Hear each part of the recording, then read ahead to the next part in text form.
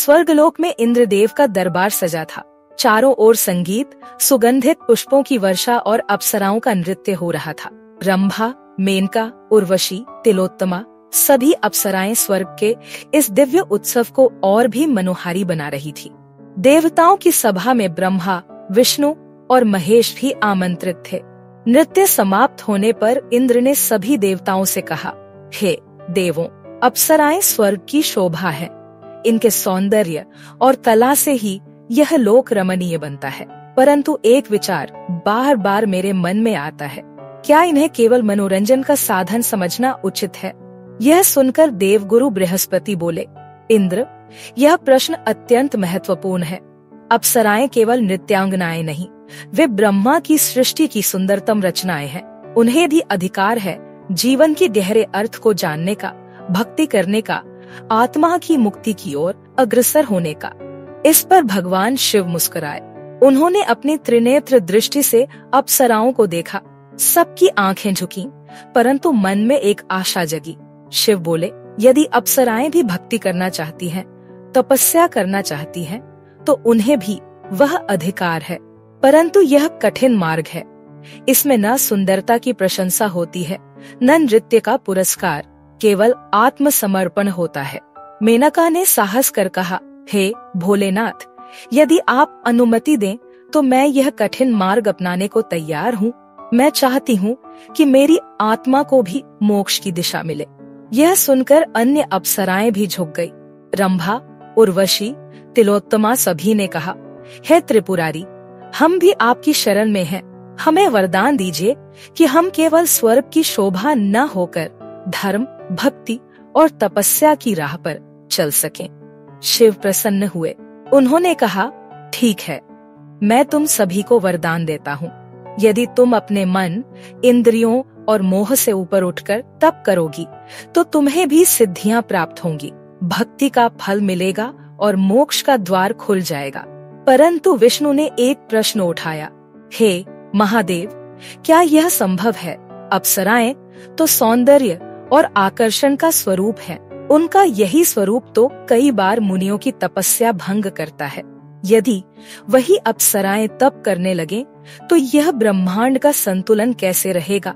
शिव ने गंभीरता से उत्तर दिया, हर आत्मा को मुक्ति का अधिकार है, चाहे वह देवता हो, दानव हो, अप्सरा हो या मानव। यदि उनका मन शुद्ध है और तप सच्चा है, तो उन्हें रोका नहीं जाना चाहिए। ब्रह्मा ने सहमति में सिर हिलाया। यह ब्रह्मा की भी इच्छा है। संसार में नारी को केवल रूप और रस का पात्र समझना गलत है। वह भी ज्ञान, साधना और मुक्ति का अधिकारी है। शिव के वरदान के बाद कुछ अप्सराएं हिमालय की ओर चल पड़ी। उन्होंने अपने आभूषण त्याग दिए, रेशमी वस्त्रों की जगह साधारण वस्त्र पहन लिए और घने वनों में तपस्या आरंभ की। मेनका ने मंदाकिनी नदी के किनारे एक कुटिया बनाई। वह भोर में उठकर स्नान करती, सूर्य को अर्घ्य देती और फिर ध्यान में लीन हो जाती। रंभा ने उत्तर के वन में एक पीपल के वृक्ष के नीचे आसन जमाया। उसने अपना नृत्य त्याग दिया और मौन व्रत लिया। उर्वशी और तिलोत्तमा भी पृथक पृथक दिशाओं में जाकर तपस्या करने लगी। देवता और मुनि इस दृश्य को देखकर चकित थे। विश्वामित्र, जिनकी तपस्या एक बार मेनका ने भंग की थी, अब स्वयं अपनी कुटिया में बैठे उन्हें तप में लीन देखते थे। उन्होंने अपने शिष्य से कहा, देखो, संसार बदल रहा है, अप्सराएं भी तपस्विनी बन रही हैं। यह परिवर्तन एक नई दिशा देगा। इंद्र को चिंता हुई। उन्होंने सोचा, यदि अप्सराएं तपस्विनी बन जाएंगी, तो स्वर्ग का सौंदर्य क्या होगा? संगीत, नृत्य और उत्सव कैसे होंगे? उन्होंने नारद मुनि से परामर्श किया। नारद बोले, राजन, चिंता छोड़ो, यह तो समय का चक्र है। यदि उनका तप सफल हुआ, तो वे स्वर्ग से कहीं ऊंचे लोगों की अधिकारी बन जाएंगी। इंद्र ने एक योजना बनाई। उन्होंने कामदेव को बुलाया और कहा, जाओ, मेनका और रंभा की तपस्या को भंग करो। देखो, क्या वे सच में तपस्विनी बन चुकी हैं या केवल अभिनय कर रही हैं? कामदेव अपने पुष्प बाण लेकर हिमालय पहुँचे। उन्होंने सबसे पहले रंभा के समीप जाकर अपना बाण चलाया, पर रंभा की तपस्या इतनी गहन थी कि वह विक्षिप्त नहीं हुई। उसके चारों ओर अग्निमंडल सा बन गया। कामदेव का बाण उसी में जल गया। फिर वह मेनका के पास गया। मेनका ने अपने ध्यान में शिव का ध्यान किया। तभी वहां पार्वती प्रकट हुई। उन्होंने कहा, मेनका, तुम्हारा मन डगमगाए नहीं। यह कामदेव की परीक्षा है।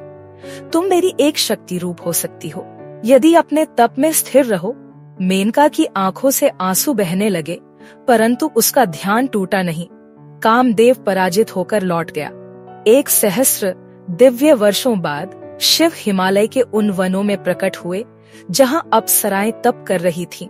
उनके सामने खड़े होकर उन्होंने कहा, हे तपस्विनियों, अब तुम केवल अप्सराएं नहीं रही, तुम ऋषिकन्याएं, देव साधिकाएं और योगिनियां बन चुकी हो। शिव ने मेनका को वरदान दिया, तुम्हारी एक संतान पृथ्वी पर महायोगी होगी जो एक युग को बदल देगा। रंभा को वरदान मिला, तुम्हारा स्वरूप पृथ्वी पर एक काल में देवी रूप में प्रकट होगा और नर नारी के सौंदर्य के पार्श्व में आत्मा का ध्यान कराएगा।